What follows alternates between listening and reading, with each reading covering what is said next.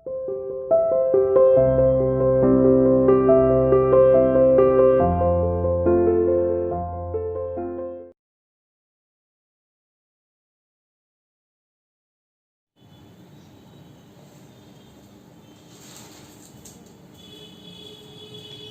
to CI International School online classes. Hello students, how are you? Hope you are fine.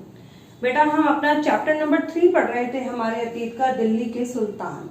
Delhi के सुल्तानों के बारे में हम बातचीत कर रहे थे। दिल्ली के सुल्तानों के बारे में हमने देखा कि उन्होंने बहुत सारे नए शहर बसाए। दिल्ली जो था 12वीं शताब्दी के अंदर एक महत्वपूर्ण केंद्र बना और उसके बाद दिल्ली राजधानी बना। उससे पहले दिल्ली कभी भी राजधानी के रूप में नहीं था। सबसे पहले वहां पर जैन व्यापारी, बड़े बड़े जैन व्यापारी रहते थे जिन्होंने दिल्ली की प्रगति में एक बहुत ही महत्वपूर्ण कार्य निभाया। अब हम आज बात करते हैं अलाउद्दीन खिलजी और मोहम्मद तुगलक के शासनकाल की, कि उन्होंने प्रशासनिक कौन कौन से प्रशासनिक कदम उठाए। तो देखिए बेटा, जो अलाउद्दीन खिलजी थे, अलाउद्दीन खिलजी के शासनकाल में दिल्ली पर 2 बार हमले हुए। एक 1299 में, जो 1299 से 1300 तक चला, और दूसरा हुआ 1302 से 1303 तक। इनका सामना करने के लिए अलाउद्दीन खिलजी ने एक विशाल स्थायी सेना खड़ी कर दी। एक बहुत बड़ी सेना इसने खड़ी की अलाउद्दीन खिलजी ने। लेकिन वहीं अगर हम बात करते हैं मोहम्मद तुगलक की, तो मोहम्मद तुगलक के शासन के प्रारंभिक वर्षों में इसकी सल्तनत पर हमला हुआ, ठीक है, और इसमें मंगोल सेना परास्त हो गई। मंगोलों ने आक्रमण किया, मंगोलों को परास्त कर दिया। मोहम्मद तुगलक को अपनी सेना की शक्ति पर और अपनी सेना के संसाधनों पर बहुत ज्यादा विश्वास था, वो बहुत ज्यादा कॉन्फिडेंट था, इसलिए उसने ट्रांस आक्सनिया पर आक्रमण की योजना बना ली और एक स्थायी सेना तैयार की। यह उसका एक आक्रामक कदम था। मतलब जहां इसका आक्रामक कदम था, वहीं पर अलाउद्दीन खिलजी का प्रतिरक्षा कदम था। अपनी सेफ्टी के लिए उसने सेना बनाई, लेकिन इसने आक्रमण करने के लिए सेना बनाई। अलाउद्दीन खिलजी ने अपने सैनिकों के लिए एक सिरी नामक नया गैरिसन शहर बसाया, ठीक है, नया शहर बनाया इसने अपने सैनिकों के रहने के लिए, गैरिसन। और वहीं पर मोहम्मद तुगलक ने क्या किया, वो देखिए। नया गैरिसन शहर बनाने के स्थान पर दिल्ली के चारों शहरों में से सबसे जो पुराना शहर था दिल्ली कोहाना को निवासियों से खाली करवाकर वहां पर सैनिक छावनी बना दी। मतलब दिल्ली की जो 4 पुरानी सिटी थी, वहां से दिल्ली कोहाना को पूरी तरीके से खाली करवा लिया गया और वहां पे रहने वाले लोगों को वहां से हटा दिया गया। और पुराने शहर के निवासियों को, और जो जिन लोगों को हटाया गया, जो पुराने शहर दिल्ली कोहाना में रह रहे थे, उन्हें दक्षिण में बनी नई राजधानी दौलताबाद भेज दिया गया। मतलब इसने अपनी राजधानी भी चेंज की और राजधानी दिल्ली से हटाकर दौलताबाद कर दी, तो उन लोगों को वहां शिफ्ट कर दिया। सैनिकों के पेट भरने की समस्या को गंगा और यमुना के बीच की भूमि से कर के रूप में खेती की पैदावार इकट्ठी कर हल किया गया। अब सैनिकों को भोजन की जरूरत तो थी अलाउद्दीन खिलजी के शासनकाल में, तो उसने क्या किया गया, गंगा और यमुना जो जगह थी, गंगा और यमुना नदियों के बीच का जो क्षेत्र था, वहां से कर कलेक्ट किया लोगों से और उससे अपनी सैनिकों के लिए भोजन की आपूर्ति की, ठीक है। उसने क्या किया, टैक्स को फिक्स कर दिया। किसानों की पैदावार का 50% हिस्सा कर के तौर पर तय कर दिया गया और किसान जितना भी अन्न का उत्पादन करते थे, उसका 50% उन्हें टैक्स के रूप में देना पड़ता था। वहीं अलाउद्दीन खिलजी ने क्या किया, सेना को खिलाने के लिए उसी इलाके से खाद्यान्न इकट्ठा किया गया, लेकिन सैनिकों की विशाल संख्या की पूरी जरूरतें करने के लिए सुल्तान ने अतिरिक्त कर भी लगाए। इस दौरान उस क्षेत्र में अकाल पड़ गया। मतलब बहुत बड़ी सेना खड़ी की तो बहुत ज्यादा उसको रिसोर्स, बहुत ज्यादा भोजन की जरूरत थी, लेकिन उसने क्या किया, उसी क्षेत्र से इकट्ठा किया जहां पर वो सेना रह रही थी, लोगों के ऊपर एक्स्ट्रा कर लगा दिए, जिसके कारण उस क्षेत्र में अकाल पड़ गया। अब बात करते हैं अलाउद्दीन खिलजी की, ये कैसे वेतन देते थे अपने सैनिकों को। सैनिकों को वेतन भी देना होता था। अलाउद्दीन ने सैनिकों को इक्ता के स्थान पर नकद वेतन देना तय किया, कि मतलब इक्ता, जैसे आपने देखा ना, पहले जमीन इक्ता के रूप में दे दी जाती थी, लेकिन अलाउद्दीन खिलजी ने क्या किया, इक्ता नहीं दी और उसकी जगह पर उन्होंने क्या कर दिया बेटा, वो देखिए, इक्ता ना देकर उन्होंने क्या किया, नकद वेतन दिया जाएगा। सैनिक अपना आवश्यक सामान दिल्ली के व्यापारियों से खरीदते थे, तो यह भी डर बना रहता था कि कहीं दिल्ली के व्यापारी चीजों की कीमतें ना बढ़ा दें। ये ना हो कि भाई सैनिकों ने तो खरीदना ही है, तो वो उसको बहुत ज्यादा दामों पर बेचें। इन सब चीज को रोकने के लिए अलाउद्दीन खिलजी ने क्या किया, कीमतों पर नियंत्रण लागू कर दिया। उसने नियंत्रण किया, उसने कई सारे अधिकारी बनाए जो चीजों की कीमतों को डिसाइड कर देते थे। अफसर बड़ी सावधानी से कीमतों का सर्वेक्षण करते और जो व्यापारी उन्हें निश्चित दरों का उल्लंघन करते थे उन्हें सजा दी जाती थी। मतलब जितना भी राज्य ने तय कर दिया उस चीज का रेट, अगर कोई व्यक्ति उससे ज्यादा रेट में उस चीज को बेचता था तो उसे सजा भी दी जाती थी। वहीं मोहम्मद तुगलक ने भी अपने सैनिकों को जो सैलरी है वो नकद दी, लेकिन कीमतों पर नियंत्रण नहीं किया। इसने कीमतों पर नियंत्रण न करने की बजाय इसने कागज की मुद्रा चलाई। जैसे हमारे आजकल के नोट हैं उससे मिलती जुलती उसने एक टोकन करेंसी कहते हैं, टोकन मुद्रा चलाई।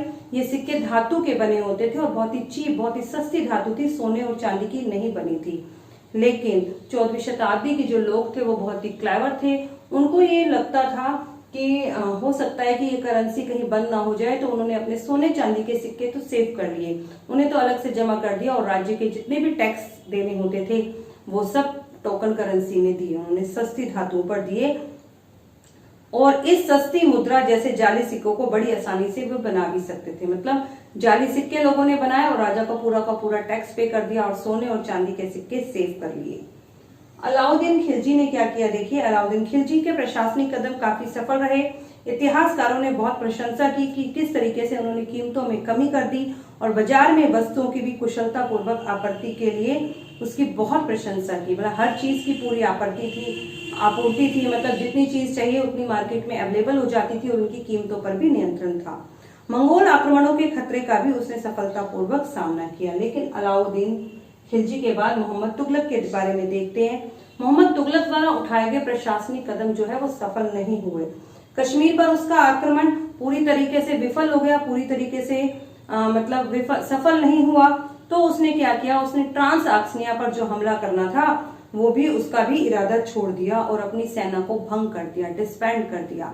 उसने अपनी सेना को छिन्न भिन्न कर दिया, उसे भंग कर दिया।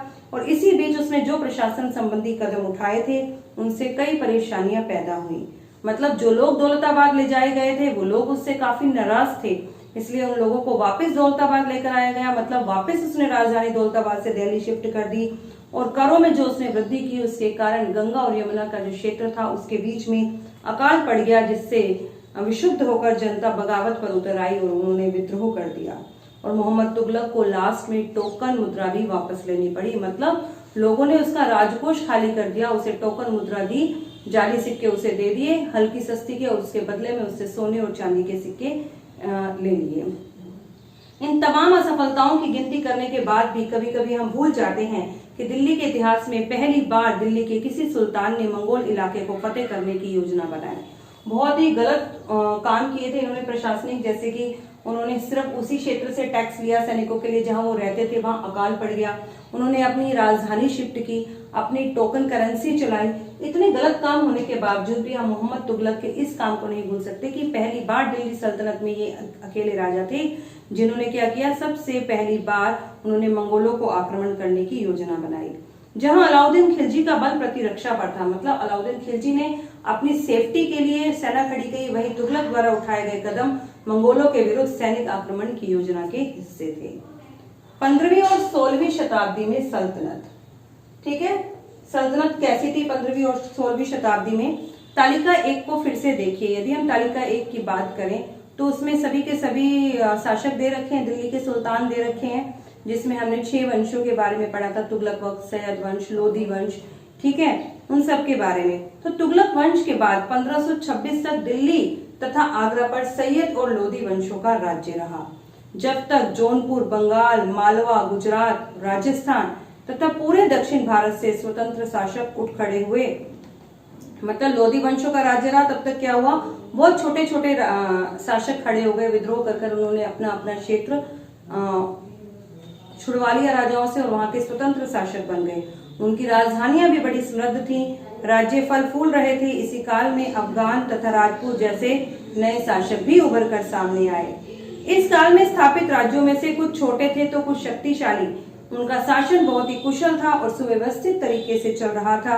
शेरशाह सूरी ने बिहार में अपने चाचा के एक छोटे से इलाके के प्रबंधक के रूप में काम किया, लेकिन आगे चलकर उसने इतनी उन्नति की कि उसने मुगल सम्राट हुमायूं को चुनौती भी दी और साथ साथ में उसे हरा भी दिया।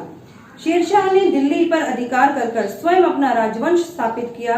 हालांकि सूरी जो वंश था सिर्फ 15 वर्ष तक ही वो शासन में रहा। लेकिन इसके प्रशासन ने अलाउद्दीन खिलजी वाले कई तरीकों को अपनाया और उसे और भी प्रभावशाली बना दिया। सम्राट अकबर ने जब मुगल साम्राज्य को समेकित किया, समेकित मतलब जब अपने इस राज्य को मजबूत करने की योजना बनाई, तो उसने भी प्रतिमान के रूप में शेर शाह की प्रशासन व्यवस्था को ही अपनाया था। तो बेटे ये था हमारा चैप्टर नंबर 3 दिल्ली के सुल्तान। ये कंप्लीट हो गया है आज। आप इसकी कंप्लीट रीडिंग करिए। ओके।